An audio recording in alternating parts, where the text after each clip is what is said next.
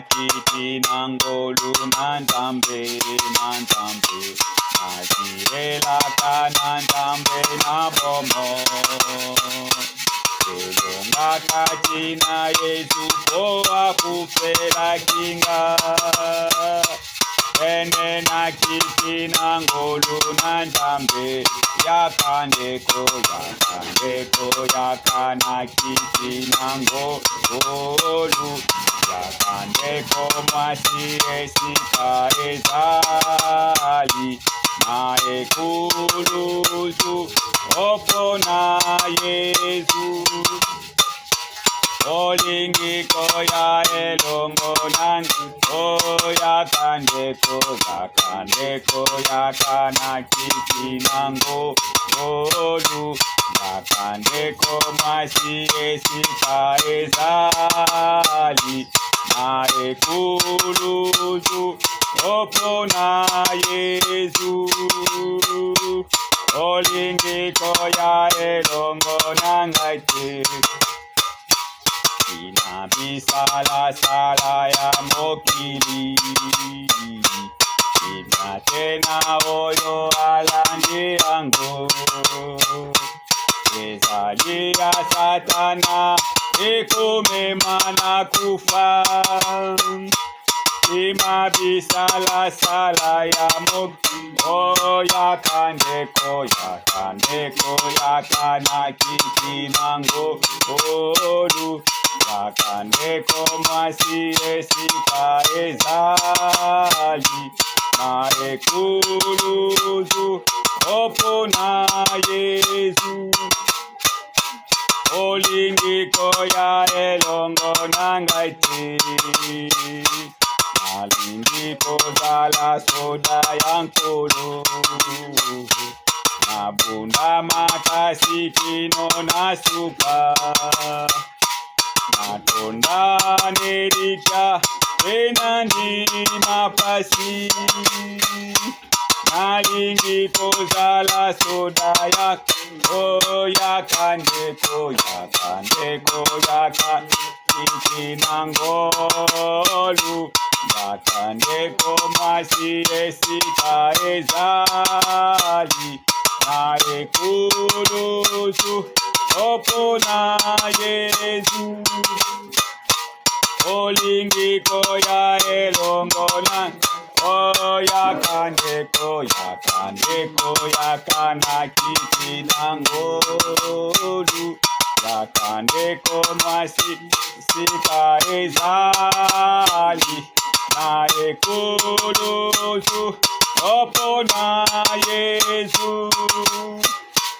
Olingi koya elongo nangaiti Angolole kofungwa maponanga Ena kokota kuna nalikolo Esenga monene kasi etikali Angolole kofungwa mapo yakandeko yakana kiti nango olu Yakandeko mwasi esika ezali Na ekuluzu opona Yesu Olingi koya elongo nangate Nzambe na lola apambola biso mingi. Amen. Bongo tokofungola Biblia na biso. Tokamata mukanda na Matthieu. Matthieu 24. Matthieu 24, tokotala verset 14. Amen. Alléluia. Amen. Lokwa moko mutu ye loba miao. Bona lokumu na liloba tema likolo. Amen. Tokotanga Matthieu 24, verset 14. Cette bonne nouvelle du royaume sera prêchée dans le monde entier. Amen. Pour servir de témoignage à toutes les nations, alors viendra la fin. Amen. Alléluia. Amen. Sangomala moyo ikotambola mokili mobimba. Lokola témoignage. Bongo si masuke koya. Suka yoya solo. Amen. Mais suka yera unte soki tambolite. Malamu sango tambola mokili mobimba. Bongo na suka nde toko na suka na molongo. Nzambe ya pambola litenge loba oyo. Tokomisi na yango nzambe. Mozali seli kolom pese mokonzi ya bakonzi nkolo bankolo. Totangi lokola bato. Amen. Ndimole ute pai na nzambe. Amen. Fongola mayele mabiso pesa biso bososo ina likambo. Yondo za na biso likambo po yondo bengi biso likambo. Loba na biso ni nkolo banini limbola biso eloko moko na moko. Momuno ko telema azali mwana moto pesa ende mayele bwanye ute pai na yo pesa konzo ekotelema yawa aloba oyo ko utende pai na yo. Hallelujah. Biso to yinko ka biyoka yo ka teme makamngo ute pai na yo. Amen. Toza bana na Biblia to nimoko Biblia lobi. Amen. Nyoso ezala pona lukumu na yo na kombo na Yesu Kristo. Amen. Amen. Alléluia. Amen. Topesi bino lisusu kombote na kombo na kolo na biso Kristo. Amen. Ebike lelo ezali mukolo aisengo pona bato na mukili. Ezali kosepela. Biso pe lilobelobi ete consolez-vous par ces paroles. Amen. Biso tozali kozala consoler rien que na liloba na Nzambe. Amen. Amen. Consoler mon peuple. Hallelujah. Ikete olendisa libota na ngai. Amen. Yango nde liloba ezali kotatula. Ekwatangi esika moko malamu na mukanda ya Matthieu chapitre 24 na verset 14. Biblia elobi ete et que cette bonne nouvelle du royaume kotanga yango lisusu. Cette bonne nouvelle du royaume sera prêchée dans le monde entier. Amen. Sango malamu oyo ya bukonzi na Nzambe yango ekoteyama na mukili mobimba pour servir de témoignage à toutes les nations. Pona yango ezala litatoli pona makolo nyonso to mukili mobimba. Alors viendra la fin. Amen. Simana yango suka ekokoma. Sango malamu. La bonne nouvelle. Bonne nouvelle balobi ete bonne nouvelle ya bukonzi na Nzambe. Ezali to ezali kopesa masiko oyo bonne nouvelle selon bato te. Mais bonne nouvelle ya bukonzi na Nzambe. Amen. Yango nde tokosolola lelo sur cette bonne nouvelle. Sango malamu oyo ya bukonzi na Nzambe. C'est une bonne nouvelle. Ba elio sango malamu ke mwasi na yo mwa aboti mwana ezali bonne nouvelle. Amen. Amen. Akuna likambo boye salami feti boye leki malamu, c'est une bonne nouvelle. Mais pour nous, notre bonne nouvelle c'est la bonne nouvelle du royaume. Ya bukonzi na Nzambe. Amen. Na mukanda ya Matthieu chapitre 13 à partir du verset 43. Kuna bazo solola na biso na tina bukonzi na Nzambe oyo. Na ndenge nzela ya masese. Na Matthieu chapitre 13. Na verset 43.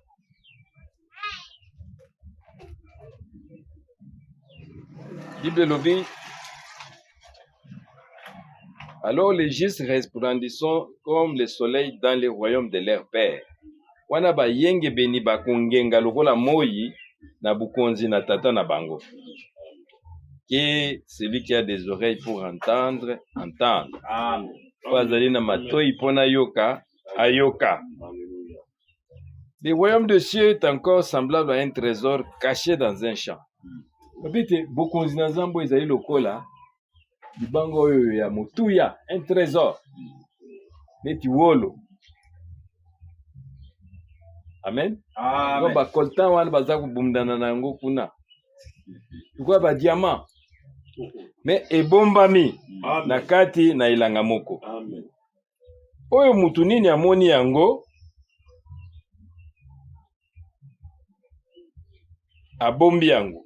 Epe na esengo wana azali kokimia ateki nyonso pe aye kosomba nini elanga wana. Haleluya. Amen.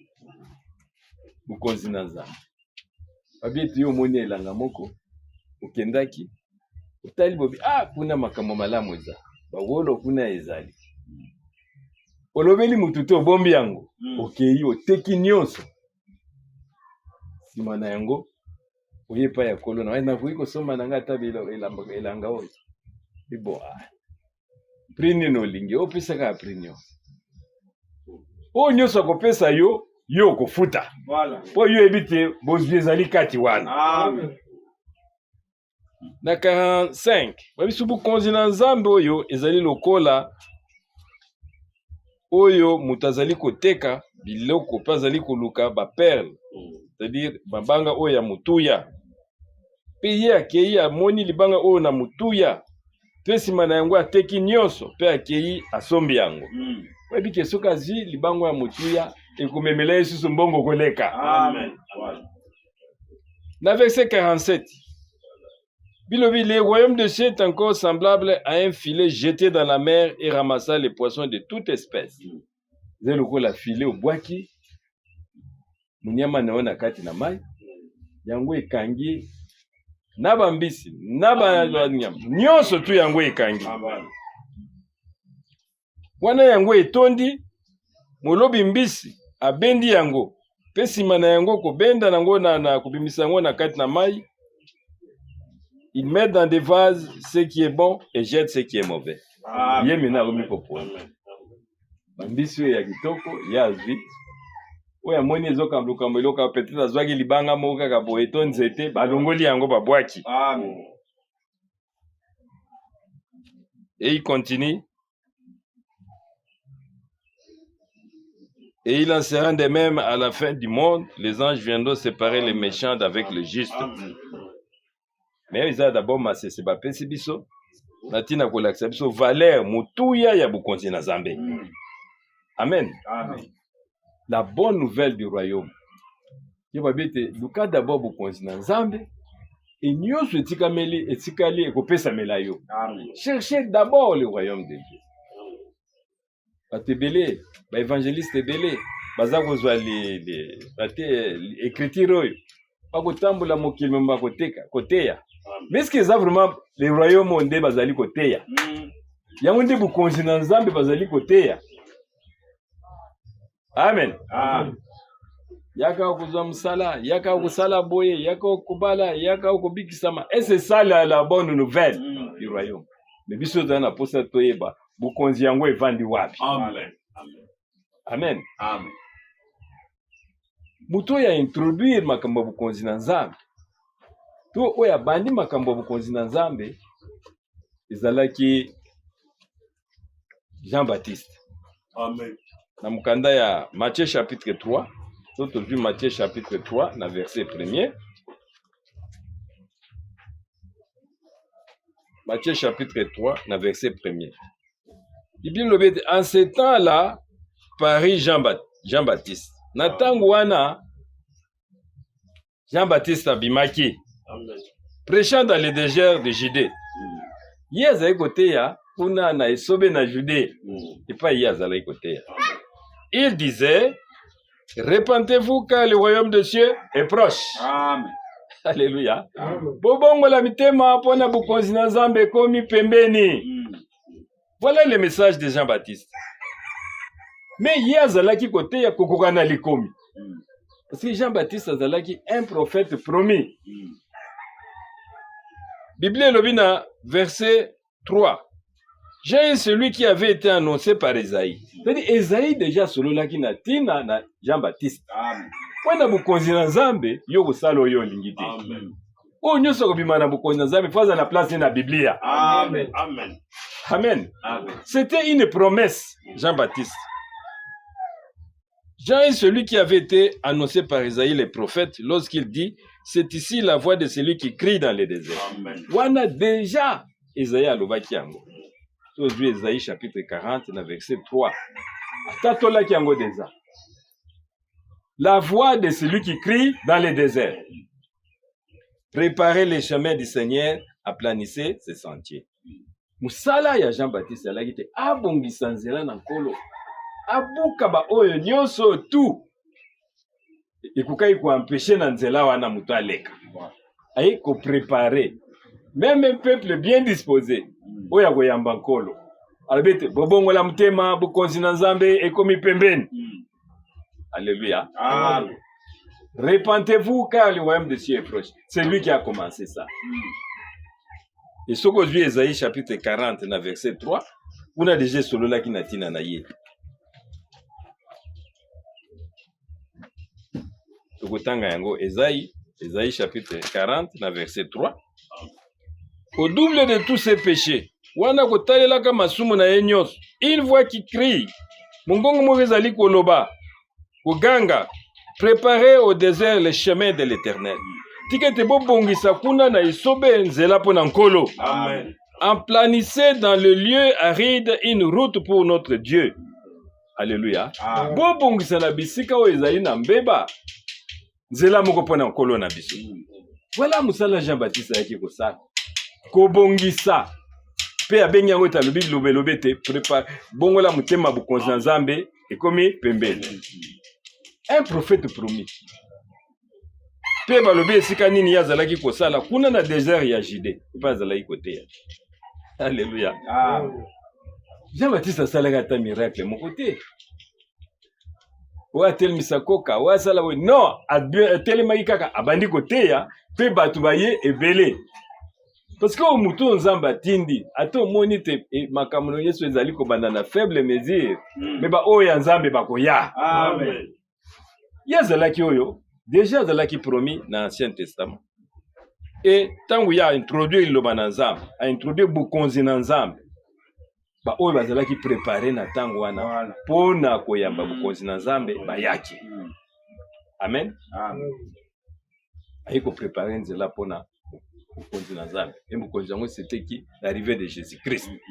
Et Jésus-Christ était déjà avec lui. Amen. Amen. Amen. Azalaki na tango wana parce que Nzambe koko utiliser bato mibale te deux fois au même moment. Te. Amen. Alléluia. Ako utiliser toujours mutu moko. Amen. Soki mususu wana longwe, a mususu akoti en action. Amen. Amen. Amen. Eza ndenge Nzambe ya kosala. Kibozala mibale o kuna azali kote ya bukonzi na Nzambe kuna na Chine o kuna na boye na boye. Non, il y a toujours un. Il y a l'ordre dans le royaume de Dieu. Amen. Amen. Et puis nous sommes pour vous à la soumise na kati ya bukonzi wana. Amen. Yo mona katemba ke tout bien soumis. Amen. Amen. Kubana na lola tina se nyonso ezali nini ezali komikitisa na bukonzi wana. Amen. Ukusala ndenge yo lingiti. Na mukanda ya Matthieu chapitre 4 na verset 12. Wana Yesu kabandi mena musala na ye.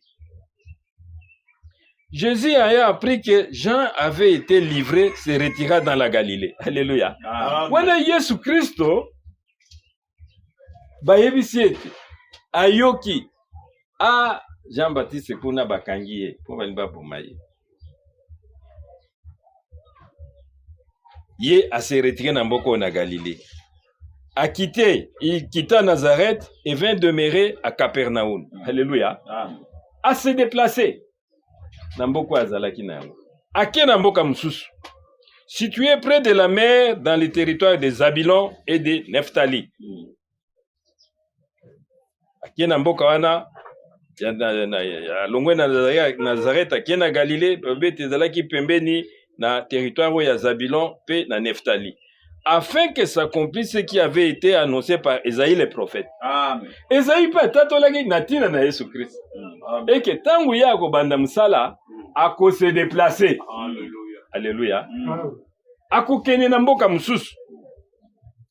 Selon il est écrit, le peuple de Zabulon et de Nephtali, de la contrée voisine de la mer du pays au-delà du Jourdain et de la Galilée des gentils.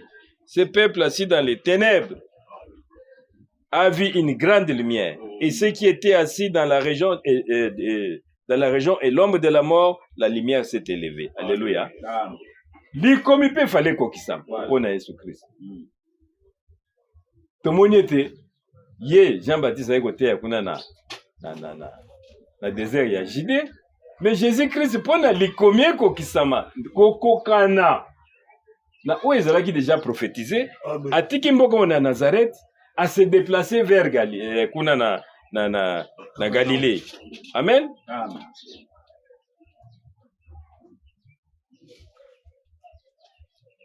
Pour que l'écriture soit accomplie. Où ezalaki annoncé par Esaïe le prophète. Jean-Baptiste allait na Esaïe tomonyo na Esaïe 40, mais awa soki tokoti na Esaïe chapitre 9 na verset 2, yepe asololaki na tina ya musala o Yesu Kristo akokai kosala na kati na bokonzi na Nzambe. Esaïe chapitre 9, à partir du verset 1er, la Bible dit, le peuple qui marchait dans les ténèbres, wana babota oyo bazalaki kotambola na kati na mulili tout, voit une grande lumière, c'est ceux qui habitaient le pays de l'ombre de la mort. Amen. Une lumière resplendit. Amen. Amen. Amen. Likomi et kokisami. Amen. Il fallait que Yesu Kristo aza na place na ye pe katikati na likomi. Wana banda musala na ye.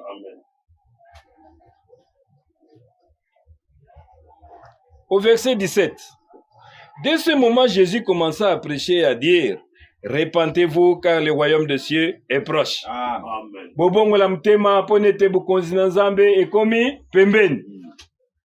Aye na même message que Jean-Baptiste, mais dans des milieux différents. Amen. Amen. Après, il peut kufanda na Judée, et puis quand Jean-Baptiste a salé déjà musala, mais non, yetangu, na yetangu ekoki, quand son temps fut arrivé, il s'est déplacé pour n'être le combien kokisam. Amen. Et à Kekuna na mboka na Galilée, à Tiki Nazareth, Bible bete likomi ekokisami. Pe bandi kote ete, bo bongo la mutema bukonzi na Nzambe ekomi pembeni. C'est pourquoi moni lelo même na kati na message bat baza au comprendre te. Que Dieu change de direction. Alléluia. Amen. Amen. Azaki na mosakoli kuna na États-Unis, asali okokai kosala, tango azwi mosakoli. Non. Eza te kaka ke kuna, d'ailleurs babete a mosakoli alongwaki États-Unis eza déjà condamné. Po babete soki makambo elekaki kuna na États-Unis na période na biso. Ba miracle esalamaki na Sodome et Gomorrhe, peut-être babongolaki mitema. Amen. Amen. Donc les États-Unis déjà condamnés. Amen.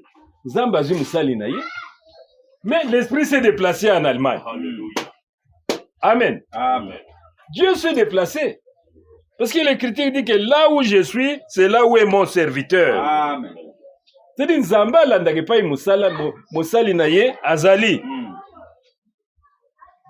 Dans Jean chapitre 19, na verset 37.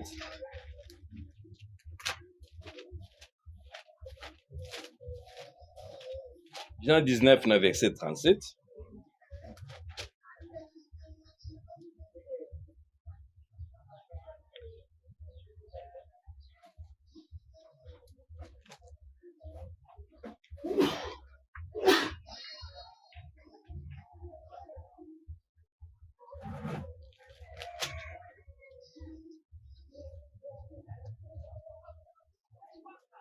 Bon, je cherche l'écriture là où le Seigneur confirme, là où je suis, là où est mon serviteur.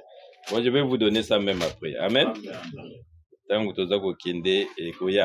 Amen. C'est comme ça qu'il y a la conduite de l'esprit. Parce que l'Écriture dit, là où est son serviteur, c'est là où Dieu se trouve. Amen. Ce qui n'a plan na ye, Zambé ayebaki yo, et que yo kosalela ye. Ce qui a longoli a kino na kisenzo, attends toi là kosambela. Ah ouais, kozala sous est comme vide. C'est des binots de faut kene na kisenzo. Amen. Là où est son serviteur. Jean-Baptiste azalaki wana. Tant que Jean-Baptiste azalaki na Judée, molimo na Nzambe nde azalaki kosala wana. Nanu Jésus a côté en action. Quand il a appris, Jean-Baptiste a maintenant arrêté, il s'est déplacé. Afin que l'écriture puisse s'accomplir. Amen. Akena mboka mususu, mais yo soko tikali kaka ete biso na Judée, ezalaki na prophète mokwana boyena boye. Il ne va pas voir le royaume de Dieu. Amen. Le royaume s'est déjà déplacé. Voilà. Et lié na bukonzi ya Jean-Baptiste, asalaki tobita, asalaki ata miracle moko te. Mais Yesu Christ tango ye ezalaki autre chose. Écriture dans Lucas, c'est Jean 12, 26. Hein? Mais c'est comme ça avec la conduite de l'esprit. Pour cause à la, aux agotéa, mais Zamba ko pesa wa likomi. Jean 12, 26. Si quelqu'un me sert, ceux qui m'outrent zali ko sale langai, qu'il me suive. Et là où je suis, là aussi sera mon serviteur. Amen. Amen. Et pas inini ngai nazali, et pas ipe mo wumbu nangai azali. Amen. Amen. Amen. Amen. C'est-à-dire, nous avons besoin de la vase yazali ko utiliser. Natangwana, selon promesse na ye. Pe sika nini ye fo azal. Tout est déjà prévu. Amen. Mais aux États-Unis, il n'y a plus rien là-bas. Mais bana na nzambe piro bazali connecté. Amen. Na muto nzambe bazali ko sala sasa ipi. Nzamba yebi bango. Amen. Amen. Et bango pe bazali molimo na nzambe bazali ko sala na bango. Mais l'esprit s'est déplacé pour une autre ville. C'est la façon de faire de Dieu. Et yé asalaki ata miracle mon côté Jean-Baptiste. Mais ceux qui au côté na mukanda ya Matthieu chapitre 20, Matthieu 4 par exemple, dans verset 23 par 4 aux Aliwana, au moins Jésus parcourait toute la Galilée. Tanga komaki na mboka wana Galilée partout, azalaki kotambola.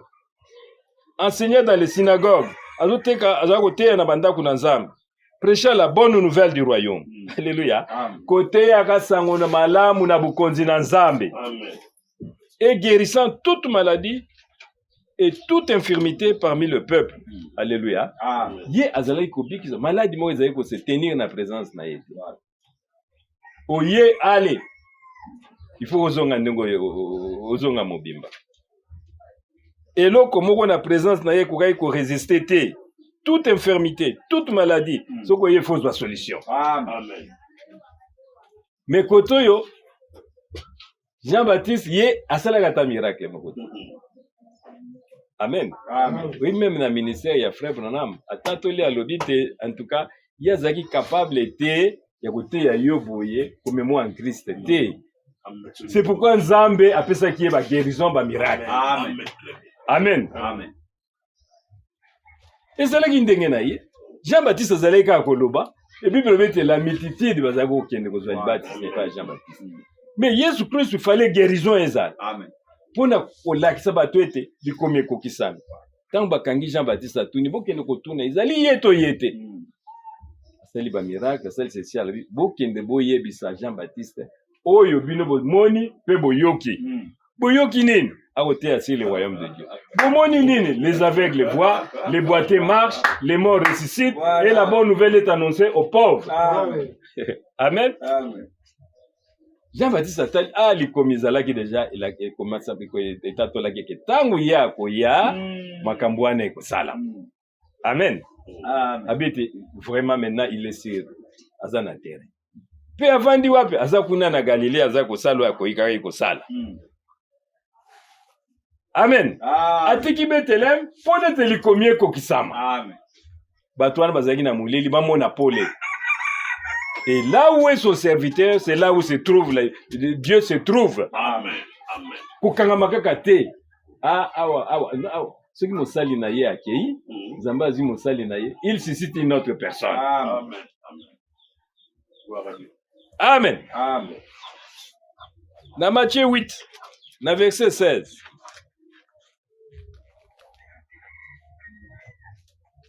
Où est-ce toujours tina na Jésus Christ? Le soir, on amena auprès de Jésus plusieurs démoniaques. Il chassa les esprits par sa parole et il guérit tous les malades. Amen. Amen. Ceux qui baillent les malades attendent, Jésus guérissait. Amen. Amen. Aucune infirmité, aucune maladie ne pouvait résister à la présence d'un colonavis. Non. Et la foule était entraînée. Mais nakati ba foule wana pe y avait une séparation. Ici bazali ko yana bango mususu alesi bango mapa mususu boyina bo balandika ka mapa boyina tout était en Christ. Et il est venu, il a annoncé le royaume de Dieu. Bobongo la mutema bukonzi na Nzambe ekomi pembeni. Dans ces royaumes, il y a un roi. Amen. Mukonzi fwezala. Nakobotama na Yesu Kristo kotali na Matthieu chapitre 2 na verset 2. Matthieu chapitre 2 na verset 2. Et dire, où est le roi des Juifs qui vient de naître? Car nous avons vu son étoile en Orient et nous sommes venus pour l'adorer. Alléluia. Wana ba mage tango ba monaki. Étoile oyo, bon ba kotala na tango wana ba zodiac, ba étoile. Babite étoile oyo ezali te mukonzi muka botami na se. Amen. Amen. Il était roi dans son royaume. Et on prêchait la bonne nouvelle du royaume. Et roi zalaki katikati na bango. C'est-à-dire na kati ya bonne nouvelle tozali côté il y a un roi. Toko sa lelo comme susute. Nous devrons tous bisonyo so foto la soumis na mukonzi wana. Qui est Jésus-Christ. Il est roi. Si mukomoni ke tango bakanga ki Pilate atuni yo ozali nani? Est-ce que ozali mukonzi? Je pense Jean 19:37.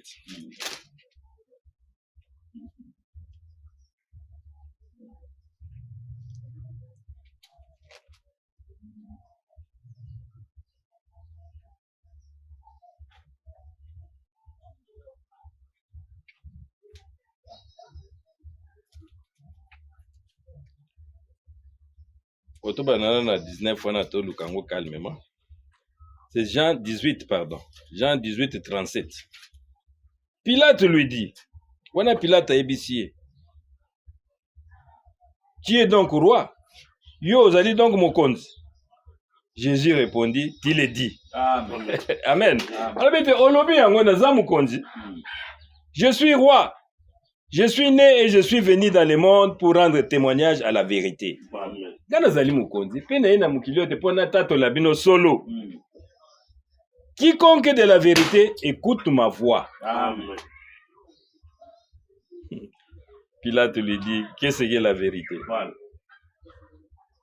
Après avoir dit cela, il sortit de nouveau pour aller vers les Juifs et il dit, je ne trouve aucun crime en lui. Alléluia. Mokonzi yango nde ye. Aye kotato la vérité, mais vérité ngwezani. Amen. Ngaza capable même ya kobimisa yo na prison alobi ozana autorité ata moko te soki pesa million na nzambe. Amen. Yango moita babaki ne kulusu balobi te bo komete alobaki etaza mukonzi. Yabi non. Mais là c'était déjà mais beaucoup to commis déjà, il est roi. Amen. Itato lebi te ce qui est écrit est écrit. Amen. Alléluia. Pourquoi ko changer yango te? Azali mukonzi. Mais mayele na bango ezalaki bloqué. Mais il fallait d'abord, avant à régner, il y avait aussi une promesse. À cause de ton alliance scellée par les sangs, je retirerai tes captifs de cette fosse sans eau. Zacharie chapitre 9, verset 7. Il devait d'abord passer par le calvaire. Parce que kuna batu bazali kokufa ba Adam, ba Abraham, ba ngonyo surtout bazalaki na kati ya kunda bakangami. Il fallait que ne ko racheter bango. Alors bete mukonzi bino bonda bolandaki. Oyo bozalaki kozana elikia ngai oyo. Voilà. Mais il faut d'abord na kangola bino na kati ya foso bozali et pas imai ezati. L'écriture là devrait être accomplie. Tout côté ngo na Zacharie chapitre 9, la verset 7.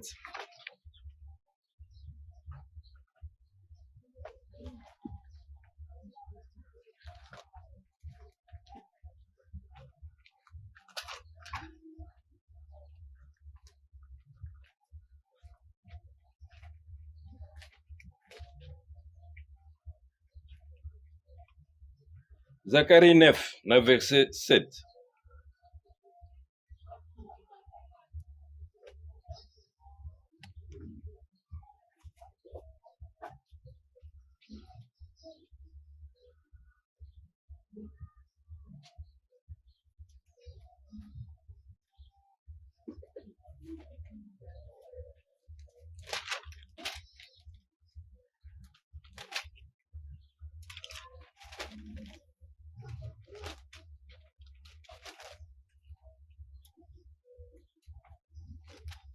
on a évité à Wapé.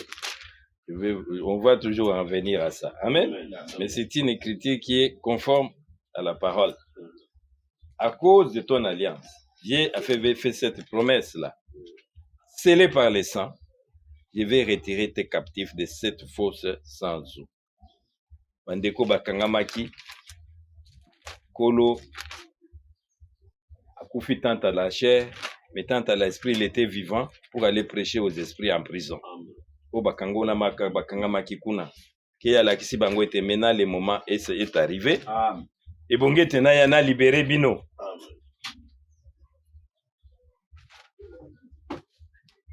Pe en ce jour la Bible le bete tangu ya sekwaki, ba monaki, ba sekwi, batu babimaki na katikati na Jérusalem. Bete les corps de ceux qui étaient décédés, on les vire, babimi, ils étaient vivants. Zacharie 9, merci frère. C'est pourquoi il faut surtout la replonger dans les Écritures. Et pour toi, Zacharie 9, 11, à cause de ton alliance scellée par les sangs, je retirerai tes captifs de la fosse où il n'y a pas d'eau. Amen.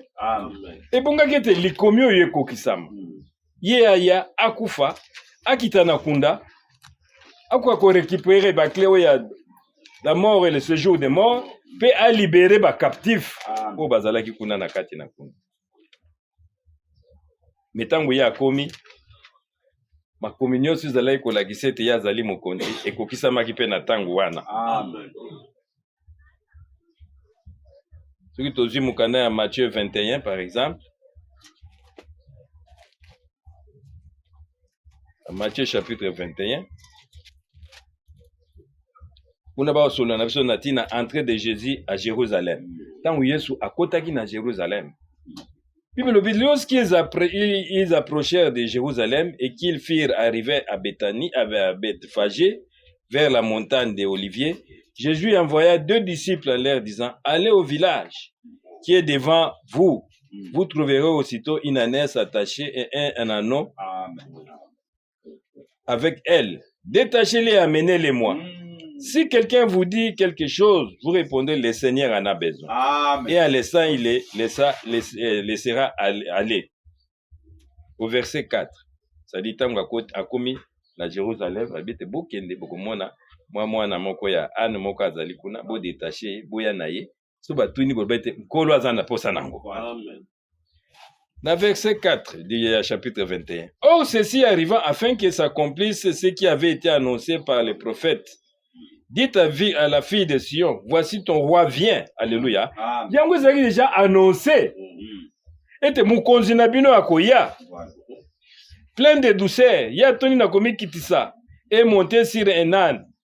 Amati likolo na mwa na punda muke. Sur un anon les petits d'Inanès. Amen. Amen. Les disciples allèrent et firent ce que Jésus leur avait ordonné. Et tant que ya kota ko mona nation na koti na batu na ba foule bazui même bilamba na bango ba bwaki mukonzi azali kokota. Alléluia. Ils ont vu l'écriture s'accomplir devant eux. Et mukonzi na biso azali koti eo. Espoir abatu ezalaki. Ki muto ndenga ye asali okoyi kosala tomoni bilembo pe ndenge Biblia elobaki ete tango ye akoya amati na mapunda mukue ya muke oyo yende mukonzi. Bazali kozela azwa bukonzi alongola Pilate azwa tout le monde a régné. Mais ezalaki ndenge wana te wana ezalaki mayele na bala. Ikomi kokisamaki. Mais il fallait Zacharie 9:11 et kokisama d'abord avant y régner. Azala frappé pour nos péchés, brisé pour nos iniquités, le châtiment qui nous donne la paix et tomber le colonnaï. Je suis venu rendre témoignage d'abord à la vérité. Faut bouiller basolo. Dieu était en Christ réconciliant le monde avec lui-même. La tangwana nzamba zalaki kati na Christu kozongi saka mokili na koyoka na kana yemo. Il fallait d'abord aller par là. La Bible dit il s'est dépouillé. Où azalaki le roi des rois à se dépouiller de tout. Aïe le komi lokola un seul homme. Un simple homme. Ba beta, ba finga, ba tala zako zongi sakotuti. C'est pourquoi moi même Thomas na eba lobi mais nous on croyait que tozali kokanisa ete ye nde aye kodélivre Israël. Amen. Ye nde aye kokangola Israël. Espoir ya bato mena ntango bamoni bakangi ye mpe aketi babomi ye, espoir ya bato esalaki nini esili.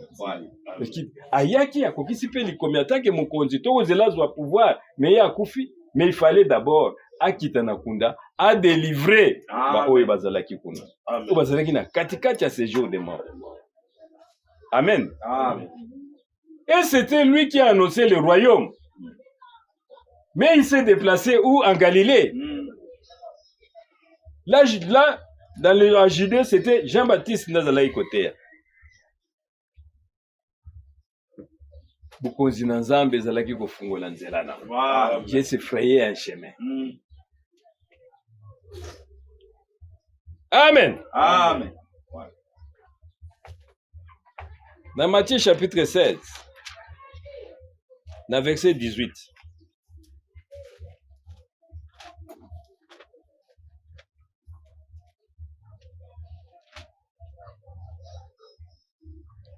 Et moi je te dis que tu es Pierre. Penga nazali koyebisa yo te yo ozali Petelo. Sur cette pierre, je bâtirai mon église. Amen. Et que les portes de séjour des morts ne prévaudront point contre elle. Alléluia. Amen. Ngana ebisi yo kozali li Petelo. Mais likolo na libanga. Na kotonga lingomba na ngai. Libanga na emoniseli. O mutu na ndeko moko ate atuna kingai abime. Batei bango na lingomba na bango songolo ki bapesaki ndeko moko fungola. Kasi tangu ya kufi fungola ngo apesaki nani. Pona kolakiseta apesaki fungola wana eza kotambola. Hallelujah. Amen. Amen. Abete tie Pierre bango ba omona tizaki Petelo te ndeko. Wana eza interprétation na ndenge moko malamu te. Wana ya batu mukili. Amen. D'abord eza fungola oyo te physique. Bible dit la chair et le sang n'héritent point le royaume de Dieu. Amen. C'est pourquoi moi nitango balati ba kulusu na bango ba tie croix na clé. Kukanisa te clé wana nde bango baza na bokonzi ya kofungola. Non. Kola lobaki te yo zali Petelo. Tu es Pierre. Pierre pas te yaki bokonzi na Nzambe. A vivre pe bokonzi na Nzambe. Amen. Amen. Parce que yende expérimentaki le royaume. Na ba bénédiction nango nyonso. Ayebisi te yo zali Petelo. Kasi c'est libanga oyo na emoniseli. C'est la révélation de qui est Jésus-Christ. O batunaki Petelo, ngai nazali na nabete yo zali Christ, le fils de Dieu vivant. Habite sur cette pierre-là, dès la révélation. Oui, bah, Jésus Christ azali nani. Amen. Que c'est lui le je suis. Amen. Si vous ne croyez pas ce que je suis, vous mourrez dans vos péchés. Amen. Si vous limitez que ngai nazali, vous serez toujours incrédule. Voilà. Amen. Amen. Et là, à Golgotha, il est révélé qu'il était le Jésus. Amen. Yazali Nzambe. Yango Moïse atunaki kuna tango aza nano na forme na théophanique na aza kitia monsami na Moïse ami ozotinda nga kuna tango na kokende bakotuna nga nani atindi bino nani atindi ngai abitile adira que je suis m'envoyé. Amen. Amen. Et tango ye pas ali kotambola mokabite avant qu'Abraham fit je suis babi mais yo za mwana muke oyo yo monaka Abraham azali le roi des rois. Amen. Le seigneur des seigneurs. Avant qu'Abraham fit, réellement azalaki déjà. Abena Petelo, po etali Petelo. Yeba azalaki Thomas, mais na yeba lobaki ete Petelo na kotonga lingomba nanga, lingomba etongami sur Pierre. Te wana ezali enseignement ya lukuta. Ko baza koteya bana. Bino clé moko ezalaka na mutu moko boyo Petelo atikelaka ye. C'est faux. Tokokoki soki to continuer awa tokomona yango. Oyo clé bazali koloba soko tu même na 19 wana Matthieu 16 19 je te donnerai les clés du royaume de cieux nakopesa yo fungola to ba fungola ya bukonzi na lola ce que tu lieras sur la terre sera lié dans les cieux et ce que tu délieras sur la terre sera délié dans les cieux. Amen. Amen. Quand on parle des clés fungola ba fungola ezali te fungola oyoyo okuka kufungola ba porte ya batu Oh non, yo na koti yo, yo kuna na kangeli yo. Non, ce n'est pas une clé physique. Amen. Amen. Amen. Ah oui, c'est en rapport avec les bénédictions. C'est-à-dire, bah, don, on zamba kopesa na lingomba na ye. C'est pourquoi le jour de Pentecôte, yé, Thomas Oyo Pierre, na batu na ye nyoso ba expérimenta ki les dons. Amen. C'est-à-dire, si bapesi yo, par exemple, fungolo ya mokili, frère François apesi nga fungolo ya ndako na ye. Eza pona na kota na expérimenter biloko ni ezaka na kati ya ndako na ye. Amen. Bautuna nga namona ki ta TV zelaka na koto yo. O eza boyina. C'est-à-dire, j'ai l'accès na kati. Amen. Amen. Quand Dieu nous donne les clés du royaume, ça dit bah toutes les bénédictions spirituelles, Amen. les dons. Dans Matthieu 18, c'est pourquoi Balobi, je vous le dis en vérité, tout ce que vous lierez sur la terre, dans les ciels, et tout ce que vous délierez sur la terre sera délié dans les ciels. Balobi, tout, c'est-à-dire, ils sont ensemble. Lingombe zali tout un tout, ndeko tozwaka lipa awa, to kati yango, c'est-à-dire nous sommes ensemble. Tant to buka kalipa, eza kiteni na iteni, mutu nyonso to azali membre ya corps ya Christ. Amen. Amen. Amen. Ezali te mutu moko bapesi yo, yo no, yo ndo zwi clé ya ba bénédiction nyonso tu na maboko na yo, non. Tangu ya kufi atikeli yango pape songolo, non. Au moins, les gens qui ont biloko na mutu, neti une machine. Dans Romains chapitre 12, dans verset 4 à 18. Romains chapitre 12. Là, on va parler aussi de diversité des dons.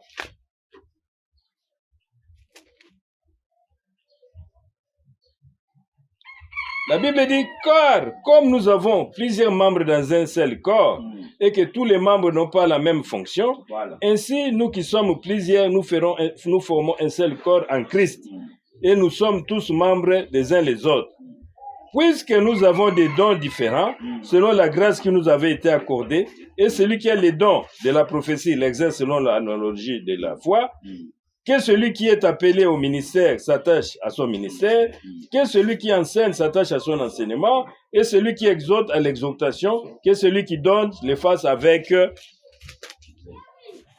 libéralité, que celui qui préside le fasse avec zèle, que celui qui pratique la miséricorde le fasse avec joie. Alléluia. Amen. Plusieurs dons. Tant que vous clé, il y a beaucoup. Les jours de Pentecôte, c'est-à-dire l'Esprit est descendu. C'est tout ce que cette écriture veut dire. Il y a diversité de dons. Amen. Amen. Bien dans toute la Bible, l'exception était si comme que Paul a commencé à Rome. Paul a commencé à Rome.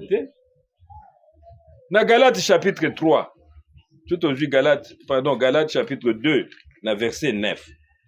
Galates chapitre 2, dans verset 9.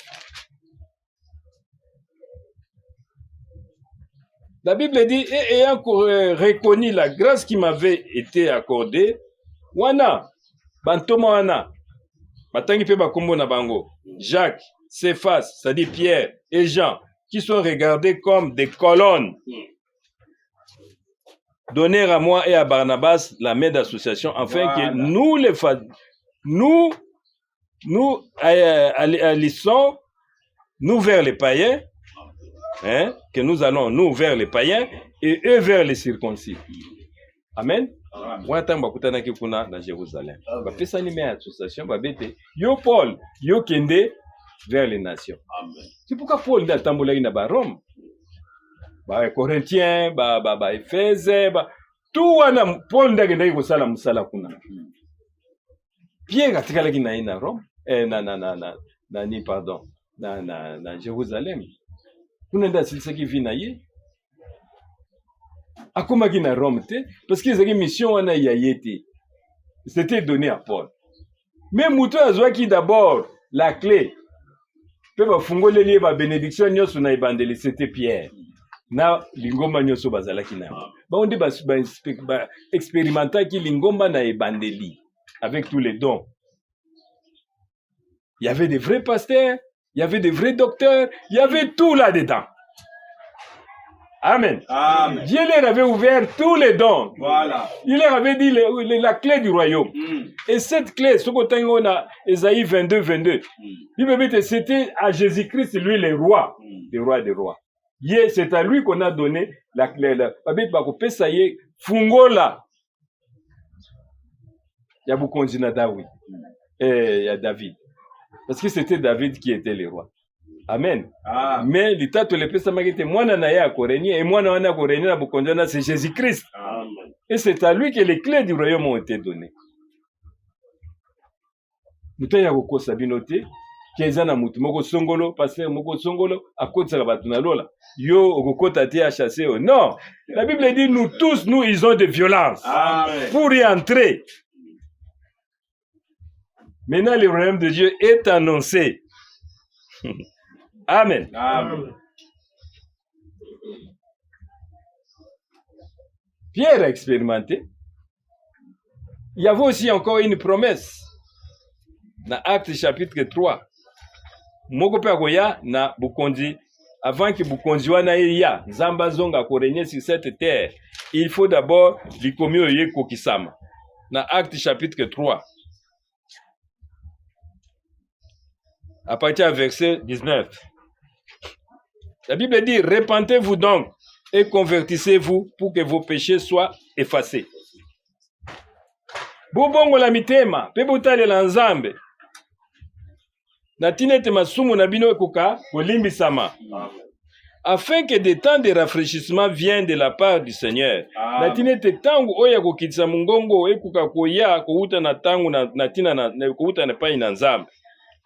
Et qu'il vous envoie celui qui vous a été destiné, Jésus-Christ, que le ciel doit recevoir jusqu'au temps du rétablissement de toutes choses, dont Dieu a parlé anciennement par la bouche de ses saints prophètes.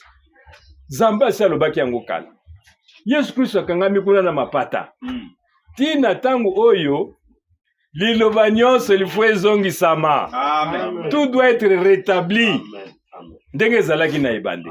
Vérité ezonga vraiment eza evanda ngwi. Nzamba confirmer vérité wana.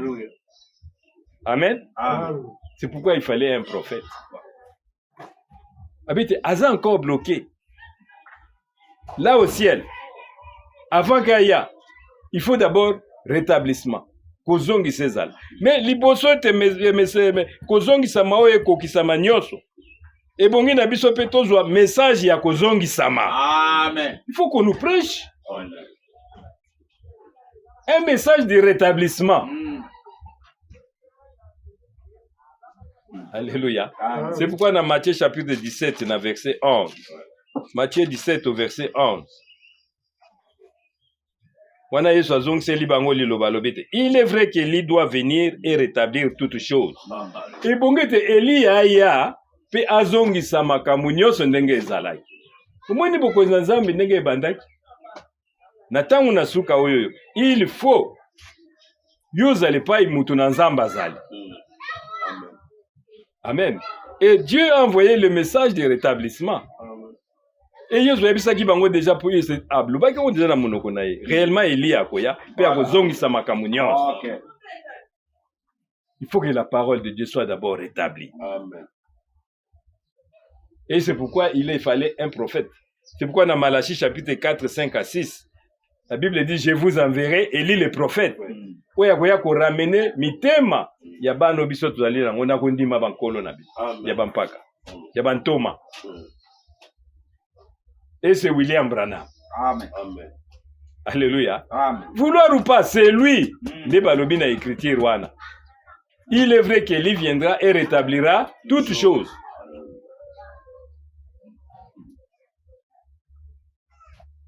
Amen. Amen. Et puis que l'objet est le 24. Quand batamboli embouteillage na kutomona te. Baza ko sepela na minuit o na nzambe akobotama selon eux. Amen. Amen. Mais pour Nabiso, tu es bien que ezala ipe journée moko ya malamu. Amen. Amen. Parce que le 24 na décembre wana de frère Branham akufaki na 1965. Amen. Amen. Le lot tozo ezaki lobi pe le 24 décembre 1933, frère Franck a botamaki. Ezaki anniversaire ya frère Franck. Mais kufa ya frère Branham. Amen. Amen. Amen. Le frère Franck a c'est 89 ans. Depuis lobby le 24. Moumou Nazame pas yaki na lobby loba akufi. Zamba azuyé dans la gloire, mais Liloba et Koufité. Frère Branham a travaillé mingi aux États-Unis. En 1962, je pense que frère Franck, abissé frère Franck, au besoin message au mango na mboka na bino. Amen. Yoze là, ti okozo ba prédication nyos. Ekoka. Parce que vous avez dessiné na musalama. Amen. Moumou Nazambe Zambe alakisi liloba. Bible c'était un prophète. Le Seigneur ne fait rien savoir révéler son secret à ses serviteurs, le prophète. Amen. Parce qu'il faut que tu Nazambe vandi wap.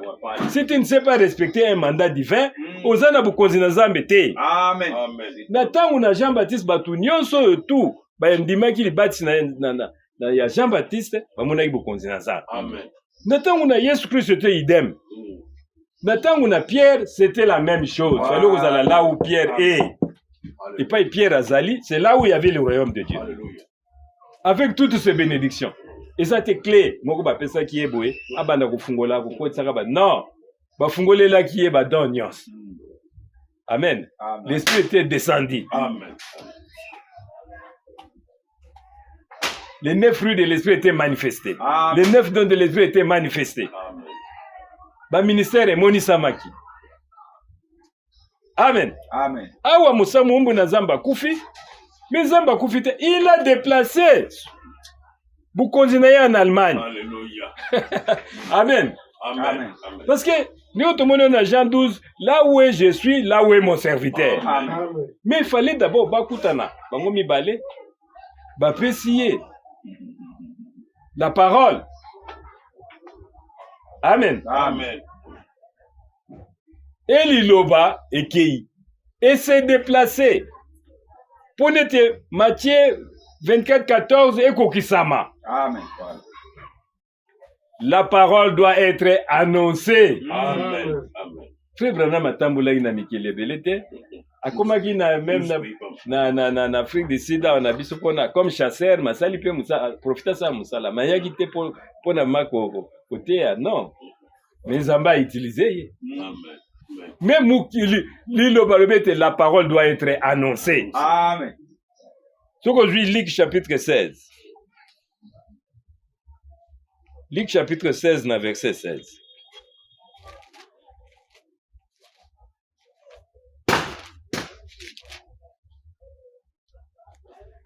La Bible dit, la loi et les prophètes ont subsisté jusqu'à Jean. Alléluia. Moubeko, pe basakoli bango batomba vanda ki batambola ki titan na tango na Yohan.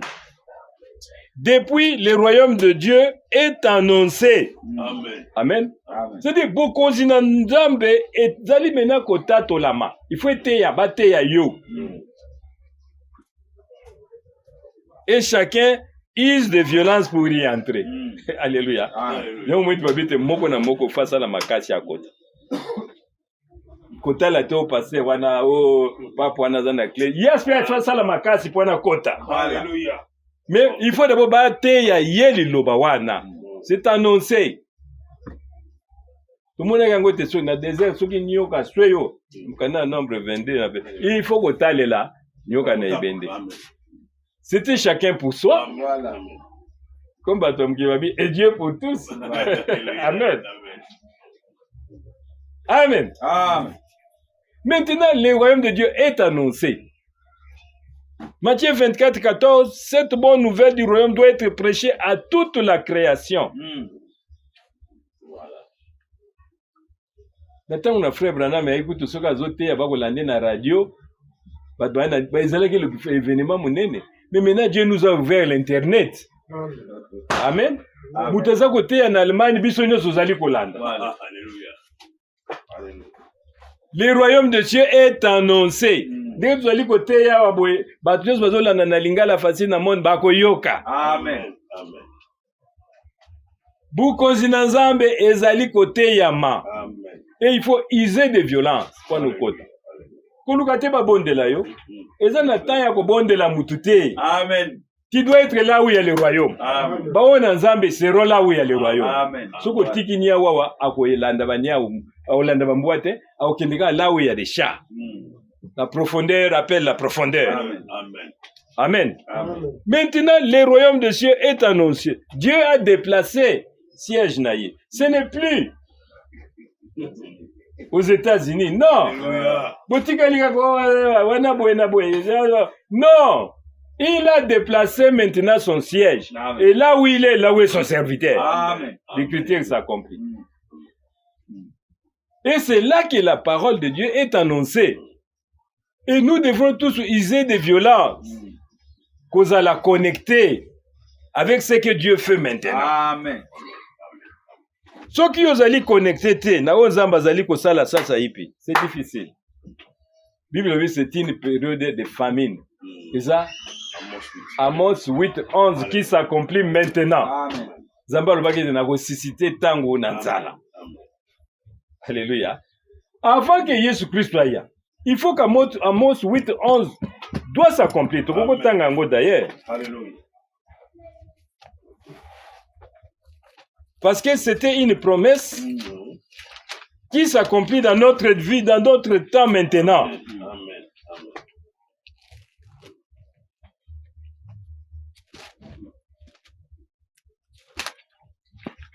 Onde kwa zia koiko tanga pe, po tokende mangu. Amos chapitre 8, na verset 11.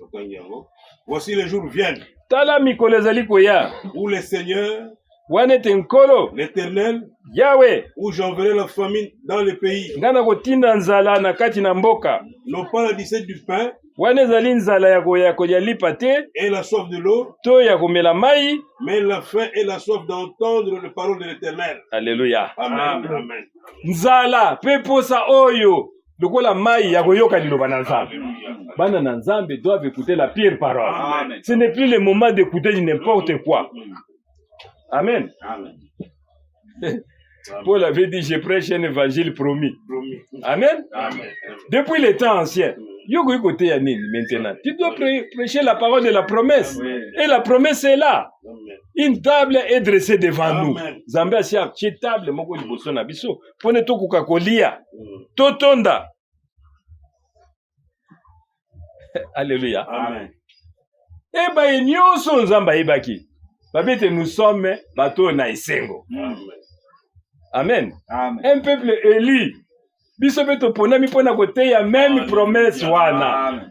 1 Pierre chapitre 2 na verset 9. 1 Pierre chapitre 2 au verset 9. Vous, au contraire, vous êtes une race élue. Alléluia. Alléluia. Mais ne pas que natina na biso. Alléluia. Tout le monde n'est pas na Nzambe etamboli. Mais biso siko tozali connecté. Tokangami na obuko ezo salama lelo yo. Amen. Et pas une Nzambe a siège na ye. Bible bete nous sommes une race élue. Tozali ba oyo vraiment bato ba ponami. Amen. Un sacerdoce royal. C'est-à-dire biso bete tozali ba konzi. Pe banganga Nzambe. Une nation sainte. Alléluia. Amen. Libota wezali peto. Un peuple acquis. O liboto mezwami. En fait que nous annoncions les vertus de celui qui nous a appelés des ténèbres à son admirable lumière. Alléluia. Amen. Natine te biso peto teya.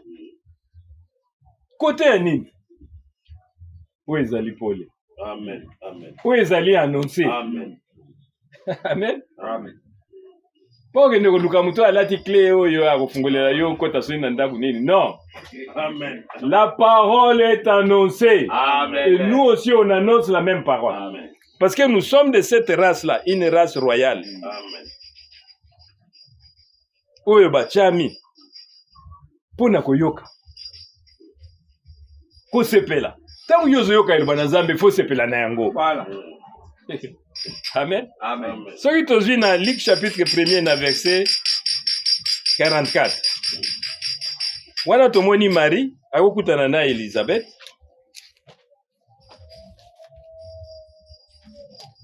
Luc chapitre 1er.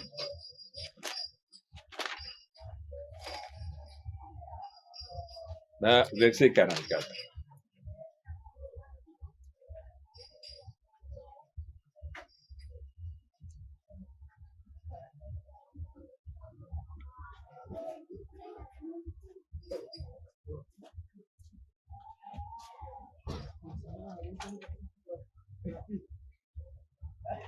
Car voici, aussitôt que la voix de ta salutation a frappé mon oreille, l'enfant a tressailli d'allégresse dans mon sein. Alléluia. Wana Marie akei. Kokuta kutanika na Elisabeth tanga pesi mbote. Bibete mwana kuna na kati asali nini? Asepeli na esengo. Na maman a sentir que non. Quelque chose se passe. Amen. Nous aussi, nous devons être un peuple joyeux quand nous écoutons la parole. Amen. Alléluia. Amen. La Bible dit, consolez-vous par la parole. Pas une simple salutation. Et ce qu'on t'a maintenant, Oyo, Nyonso, Maria Zalaï Koloba, c'était la parole. Amen. Et celle qui a crié, parce que les choses qui lui ont été dites de la part du Seigneur auront leur accomplissement. Amen. Et Marie dit, mon âme exalte le Seigneur. Amen. Amen. Amen. C'est Habakkuk chapitre 3 verset 18. Et mon esprit se réjouit en Dieu mon sauveur. Donc, voilà maintenant Marie, tant ou attendu Samina Molimo, il ne prononçait que la parole. Amen. Amen. C'est pourquoi nous aussi, maintenant, c'est le temps d'annoncer la parole. Amen. Dans ces royaumes, ce n'est plus Oya Kolukabezo, miracle, tout ça, Egoya. Voilà. Quand nous allons atteindre la foi comme les graines de sénévré, le Seigneur avait dit, si vous avez une foi comme les graines de sénévré, vous direz à cette montagne, déplace-toi et go kende. Voilà. Cette écriture doit s'accomplir. Amen. Les gens verront une montagne se déplacer vers la mer avant que token. Mais d'abord, Toko Kakoyoka Liloba, celui qui croit à moi, comme dit l'écriture, les fleuves d'eau vive couleront de son sein. Mais d'abord la parole. Frère Branham a dit, moi, on m'a donné pas cette grâce-là, nate yabatu, pour n'a yamba la moko. Non, il faut miracle. C'est pourquoi, en 1946, un ange est descendu, pour n'a coupé ses commissions. Atiki Likolo a quitté. Un ange céleste. Père Vete n'a pas sur discernement, n'a pas sur la guérison. Aucune maladie ne se tiendra devant toi. Mais pour l'autre, lui, il est comme Jean-Baptiste. La parole est annoncée. Amen.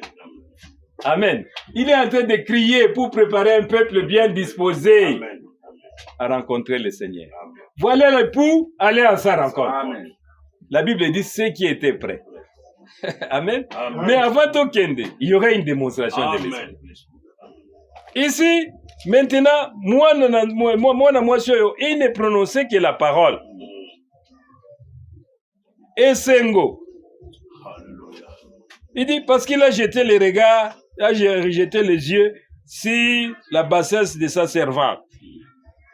Car voici désormais, toutes les nations me diront, bienheureux. Amen. 1 Samuel chapitre 1er au verset 11.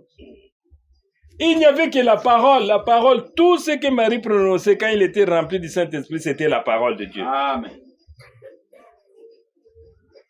Amen. Amen. Vous, par contre, vous êtes une race élue. Sacerdoce royal. Mais pour annoncer quoi? La parole. Amen. La parole de la promesse. Amen. Amen.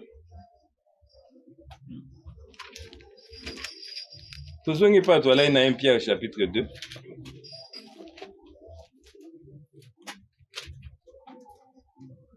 Vous au contraire, vous êtes une race élue. Amen. Une sacerdoce royale. Un peuple acquis. Afin que vous annonciez les vertus de celui qui vous a appelé des ténèbres à son admirable lumière. Annoncez. Kota tola. Alléluia.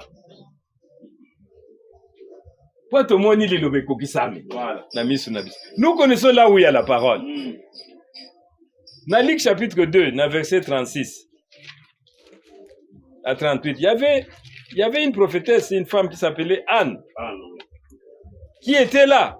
Quand il a vu la parole, la Bible dit qu'à Tatolaki, à Kangai Sumuno a été. Au verset 38, acte 2, 38. Étant survenue elle aussi à cette même heure, elle louait Dieu et elle parlait de Jésus à tous ceux qui attendaient la délivrance de Jérusalem. Alléluia. Quand il a vu l'accomplissement de la parole, la Bible dit cette femme est partie aussi annoncer à tous ceux qui attendaient. Il dit maintenant la parole s'accomplit. Amen. Amen. Nous aussi, même Yemoko, je crois, Zacharie, quand nous prenons Luc 2, 39, 29 à 30. Luc 2, 29 à 30. Elle dit, maintenant mon Seigneur, tu laisses ton serviteur s'en aller en paix, selon ta parole, car mes yeux ont vu ton salut. Salut que tu as préparé devant tous les peuples, lumière pour éclairer les nations et gloire d'Israël, ton peuple. Amen. Amen. Son père, sa mère, c'est-à-dire Jean, Marie, Naja, Joseph, ils étaient étonnés même.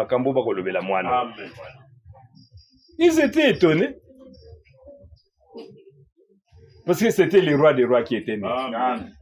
Celui qui est venu d'avec son royaume était là. Zacharie dit maintenant parce que mes yeux ont vu. Amen. Même nous, maintenant si Dieu me prend, je suis sûr, je pars au ciel. Amen. Parce que je suis dans le royaume. Amen. Mes yeux ont vu, mes oreilles ont entendu. En tout cas, la Bible dit, vous êtes le peuple heureux.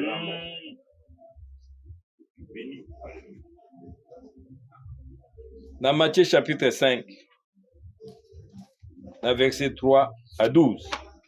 Là, ce sont des bénédictions qui sont données au peuple élu. Matthieu chapitre 5.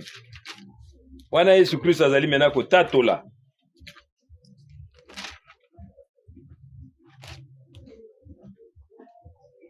Matthieu chapitre 5,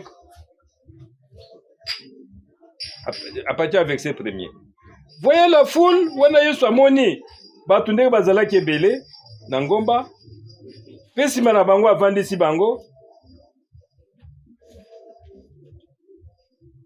wana bantoma na ye, bapusani pembeni na ye, puis ayant ouvert la bouche, il enseignait et dit, alléluia, afungoli munoko pe bandi kote ya bango alobi. Heureux le pauvre en esprit, car le royaume de cieux est à eux. Amen. Heureux le pauvre en esprit. Koyate kengana sina tondi si mutu na ngana makambo belé comme la Odyssée. Balobite un peuple plein katikati na ye. Ils disent nous sommes riches. On connaît les messages, on connaît les citations. Mais la Bible dit vous êtes aveugles et nus. Parce que vous n'avez pas connu la visitation. Amen. Amen. Le royaume de Dieu est lié à un mandat divin. Amen. Babite Zala kitisa. Soyez pauvre en esprit. Apprenez la parole. Amen. Ouyate Obranam a dit, ce n'est plus le temps. C'est le temps de il est écrit. Amen. Amen. Nous devons rentrer dans la Bible. Mais au côté oyo lingité, tu dois être prêcher la parole de la promesse. Amen. Amen. Amen. Amos 8, 11 doit être à nous tous. Il continue, errez la pauvre en esprit, car le royaume de Dieu est à eux. Errez les affligés, car ils seront consolés. Et c'est ngonaba o bazali kolela, ponete bakozala consolé. Amen. Amen. Ésaïe 40, verset 1er. Consolez, consolez mon peuple. On doit vous consoler par la parole. Amen. Amen. Amen. C'est ce que Paul a dit. Consolez-vous par cette parole. Ceux qui ont le cœur affligé, écoutez la pire parole, la parole de la promesse, et vous serez consolés. Amen. Que le Seigneur revienne bientôt. Amen. Les clés du royaume vous seront données et tous les dons seront manifestes. Amen. Il continue, errez les débonnés car ils hériteront la terre. Oh, bazangi. Zala mozangi. Ata ozana yango, lakisa lolo ozana yango te. Amen. Jacob, c'était un peuple, il était béni. Tango awuti kuna, epa ya beau-père na ya, zongi na mboka na ye na elaka. Aku, abete Esaü azako zelanga. Amen. Mais il y a une présence d'Esaü pas avec l'accès que ngape na zana yango. Non. babete afukami bandimi amikubonde. Amen. Abitala nyoso batuni no na pesi yo pona okoka kokitisa mutema. Esawe ayambia lobete non moi aussi je suis venu. Mais il avait le droit de naître. Amen. C'était à lui que Dieu a fait la promesse. Il était une race élue. Amen. Mais il n'a pas regardé comme une proie. Nous avons un trésor. Le royaume de Dieu, de cieux, c'est comme un trésor, caché. Mais quand toi tu prends, au moins tu vas tout vendre. Tu sais qu'il y a un bonheur qui nous attend. Ma belle ici est langoué. Ma belle est là kaka. Qui na le bois. Le Seigneur doit venir régner sur cette terre. Amen. Amen. La politique, ça n'ira plus. Il n'y aura rien de bon. La science, il n'y aura rien de bon. Amen. Nous attendons que le Seigneur puisse venir régner officiellement. Amen. Et il continue, heureux ceux qui ont faim et soif de la justice, car ils seront rassasiés. Amen. Omoni yango que c'est le temps de la famine. Mais yo faut zananzala ya koyoka liloba pur. Tout ça sur nata ya koyoka ba fable été. Non. Ba ndo webisa yo ke fungola moko eko kotso na lola. Non. Et ça sous tango ya koyoka ba citation te ya mutalo belayo hotel alobaki boy tel alobaki boy. Non. C'est le temps d'être connecté. Amen. Avec ce que Dieu fait maintenant. Voilà. Et quand Dieu vous êtes connecté, Dieu vous ouvre les Écritures. Amen. Amen. Amen. Amen. La parole est annoncée. Il continue. Heureux les miséricordieux car ils obtiendront miséricorde. Amen. Amen. Faut la mutuna mawa. Mutu azako partager.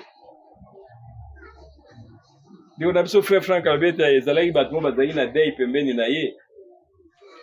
Bakamwe taka na poto mutabengi bino bozalaki wana bozolela abibite bandeko boya seli bango café ye muka servir bango. Alléluia. Mais alobi ne to bato wana baki babi muto ya ndengeni parce que na poto c'est rare. Muto kabelo atelo. Mais il lambi café et bembe na yete il nous a donné. Amen. Mais il est qui? C'est quelqu'un qui a la parole. Amen.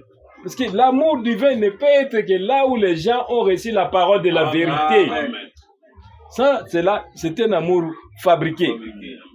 Débalobi, un évangile tronqué. Amen. Amen. Donc,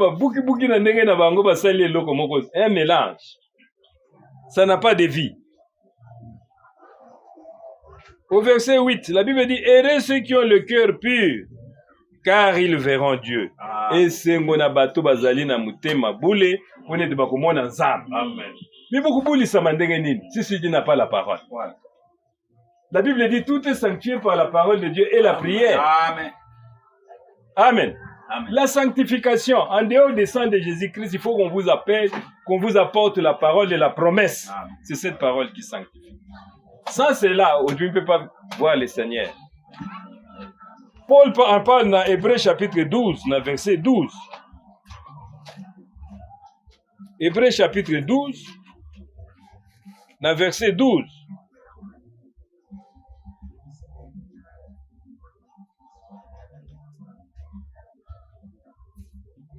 On doit 12 à 15. Fortifiez vos mains languissantes et vos genoux affaiblis. Okimbisa maboko na bino oyoyo ezali kolemba pe mabolongo na bino ezali koningana.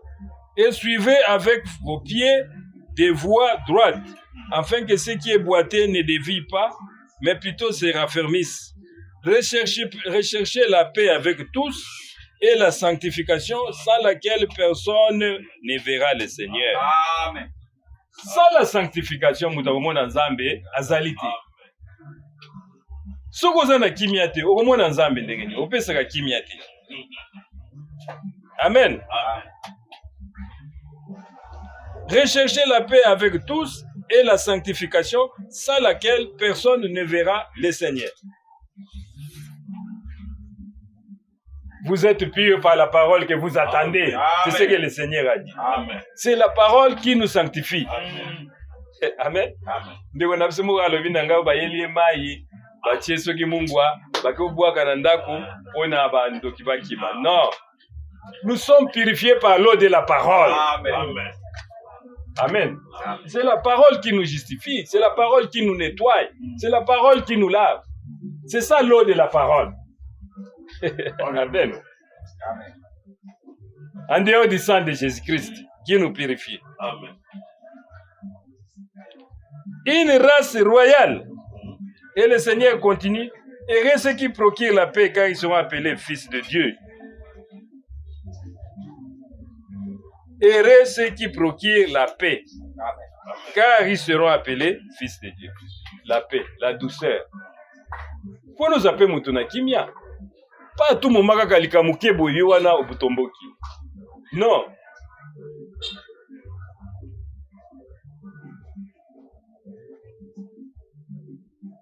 Dans Sophonie chapitre 3, dans verset 12. Sophonie, chapitre 3, verset 12.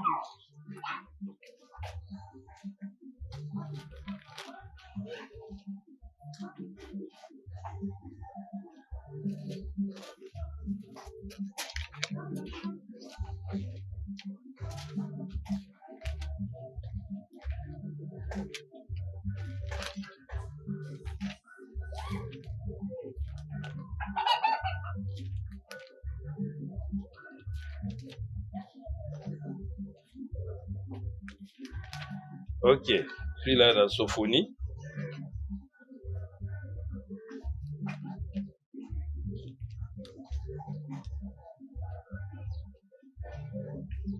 Oui, Sophonie chapitre 3, au verset 12.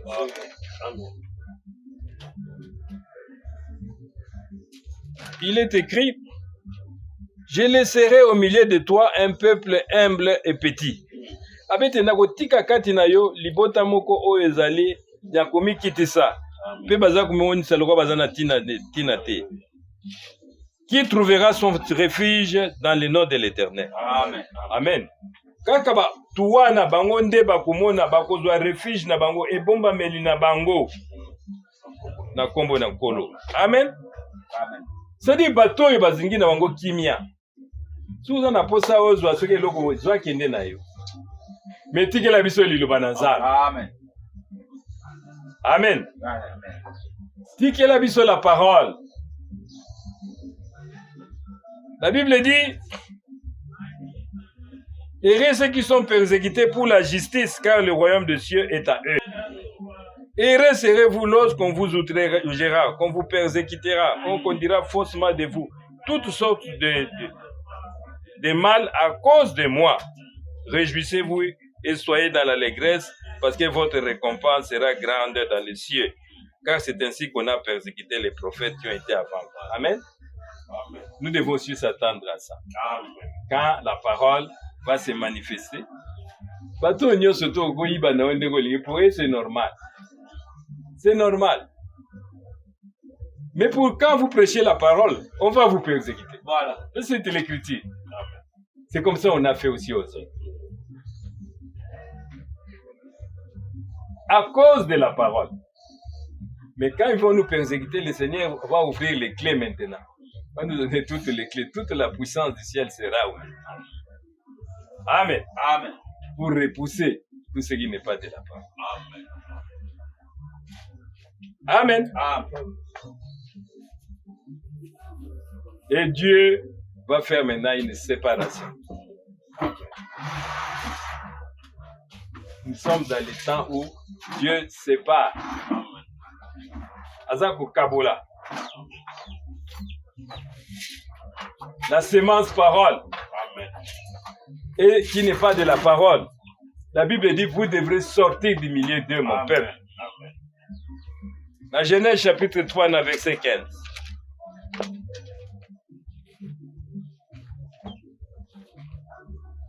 Osenga John olandalité o mingi pona la réponse na makambo na yo mingi otunaki epesami déjà wa epesami déjà na 4 na Jean na Genèse chapitre 3 na verset 15.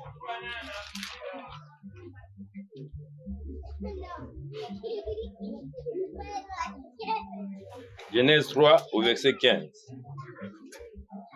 Il dit, je mettrai une inimitié entre toi et la femme, entre ta postérité et sa postérité, qui écrasera la tête et tu lui briseras les talons. Amen. Naza kocha kokabwana. Séparation.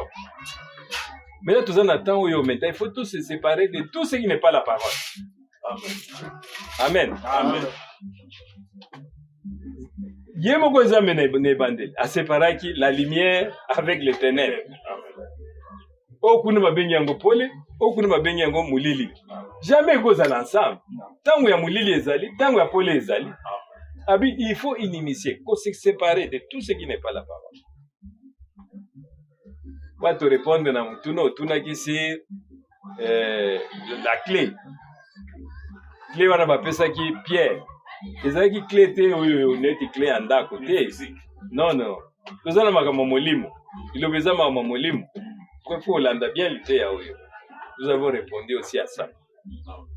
Eza clé te ba pesa ki e clé boya fungola ka boko. Non, tu ba pesa opesi nga clé anda kuno pona mona biloko eza na kati. Quand on parle de cette clé, il y a un rapport na ba bénédiction. C'est-à-dire comment les dons. Oui, quand on monte ça na kati na lingomba. Tout muta expérimenter ki do adona, muta liboso ya ki Pierre na ba nayi. Jour à Pentecôte, molimo kitaki. Ba do emoni samaki. Moko na lingomba zwaki par na ye. Amen. Mote ya zalaki, muto ya zwaki pe kozwa mingi pona kokaba zalaki, muto ya zalaki pona kobikisa zalaki. Donc c'était ensemble. Pour toujours constituer un corps. Dès que baza kolobo non, réellement, zalaki na mutu moko, c'était un magicien ba benga yeso ki Simon quelque chose. Akufaka na Rome. Pe basela ga itombo ne kuna. Mais zaka Simon Pierre té. Pierre yé to kolakisi yango na makomi akomaki na Rome te. Ya kufaine na Jérusalem. Mais mutu batindaki na bapagano akene de ville en ville selon Galate 2. Ezalaki Saul. Saul nda tambola na Rome. Yenda komaki épître aux Romains, yenda akomaki na Éphèse, akomaki na Corinthe, akomaki na Galate, akendaki na païen. Quand bakutana na Jérusalem bapesani ba maître d'association, babete Paul yo kende koteya ba pagano. Parce qu'ils avaient déjà une promesse. Tant qu'on a écouté na bete, je t'ouvre. Na tindi yo. Naza ko tinda opona ukende ko fungolela. Bato yo misu. Pole na ba. Babi manam o ezali mulili, bako ko mono ezali pe. Amen.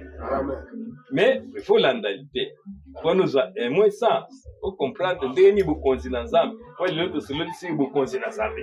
Parce que ça les clés du royaume. Ndenge nini tuzali kozwa bukonzi wana. Ezo fungoma ndenge nini. Amen. Réellement bukonzi na nzambe zali lié na muto nzambe atindi. Soko yambi muto nzambe atindi. Uko yamba pe bukonzi na nzambe, ukomona pe ba bénédiction nyoso nzambe akopesa. Amen. Mais tu commis déjà, tu avancé déjà, bientôt tu vas concilier ça. Dieu a demandé une séparation. Il faut que Kabola. C'est le temps maintenant de la séparation. De sortir du milieu d'elle, mon peuple. Amen. Il y a une méditation à Pessibiso Abete. Tu crois que tu es désobéissant. Amen. Bana Nzambe bazali maintenant obéissant vis-à-vis de la parole. Amen. Dans 1 Samuel chapitre 15, verset 25. Pourquoi écouter en même nanda?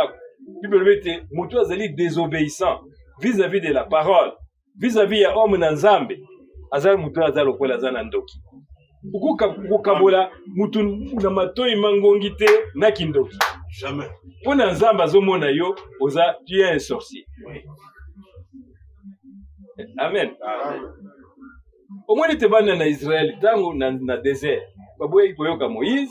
Baboyi pe ma lilobo nzamba pesa ki bango la parole la manne babete to lembi kolia biloko oyo ya ba ange soit disant pe to lembi Moïse oyo toujours Moïse soko boyi muto nzamba tindi oboyi bililoba na nzamba okomi muto alakela mi mabe. C'est-à-dire un désobéissant. Nzamba zo considéré comme un sorcier, un incrédule. Amen. Amen. Et mutangi mwana Bible bete akokufa na masumu na ye. Kombo na ye komami na mabele. Amen. Na Jérémie chapitre 17, na verset 33. Jérémie 17 au verset 33. Au verset 13, pardon. Jérémie 17 au verset 13. La Bible dit, toi qui es l'espérance d'Israël, ô Éternel, tous ceux qui t'abandonnent seront confondus. Amen. Ceux qui se détournent de moi seront inscrits sur la terre, car ils abandonnent la source d'eau vive, Amen. l'Éternel. Amen. Oyo nyonso oyo baboyi ngai boboyi nzambe mpe kombo na bino ekomami na mabele. Amen. Ata mbula kaka ebeti to moto aleki boyali. Amen. Omoni Yesu Kristo tango bakangaki femme oyo adultère. Bato baye liloba elobi boye na mabanga na bango mpo baboma ye. Yesu alobi oyo nano asala lisumu liboso te ata mokolo moko abwaka. Et abandi kokoma na mabele. Il écrivait quoi? Le nom de ces gens-là. Alléluia. Amen. Pour que cette écriture de Jérémie 17, 13 s'accomplisse. Même que Jésus a dit comment la mabele. Oyo tali kaka boye aye komo na onani aye paka chuma yo mugo kim. Okanisi lisumu salaki. Ote azokoma nini? Ayo komo na ngai kingani. Okanisi lisumu salaki okimi. Bango nyoso tu batiki mwasi na yemo. Pe Yesu atuni alobi ete boni ba condamné ote. Habité, abinga pe na ko condamné ote. Mais kende osala lisumu. Amen. Amen. Wane critique atsuka tokotanga oyo epesamelaki comme méditation.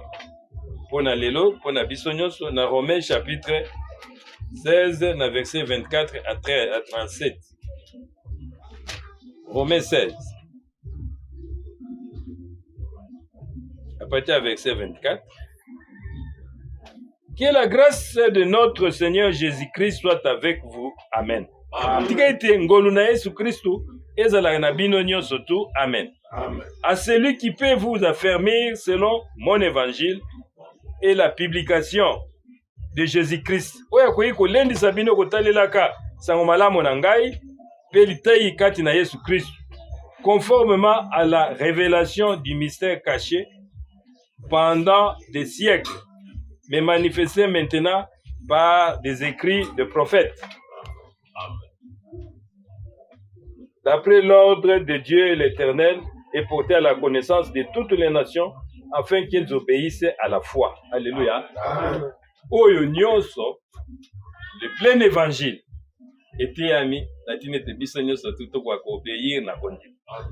Le royaume de Dieu, les alliés pour englober, le bon niveau du pardon du royaume de Dieu, ça pour englober nyonso. Sali et zanakati. Amen. Amen. Amen. Au niveau de guérison et zanakati. Mais au côté, au royaume de Dieu, tu sans qu'on touche prophétie. Alléluia. Prophétie, c'est-à-dire au fungo la maya, il y a apocalypse. Amen. Et ça, makambo et bomba maya. Et pour le fungo la biso livre avec les 7 sceaux, il fallait un prophète. Amen. Amen. Il fallait que Zambatinda Mosako. Neto Moniango, dans Matthieu chapitre 17 verset 11. Il est vrai que Élie viendra et rétablira toutes choses. Sans prophète ogoyeba makambo te. Ce côté makambo nyonso sauf prophétie. Yiba geza plein évangile. Oindo te na yo bato boya kozwa mbongo, boya kozwa ceci, boya lokomona à la fin, il n'y aura rien.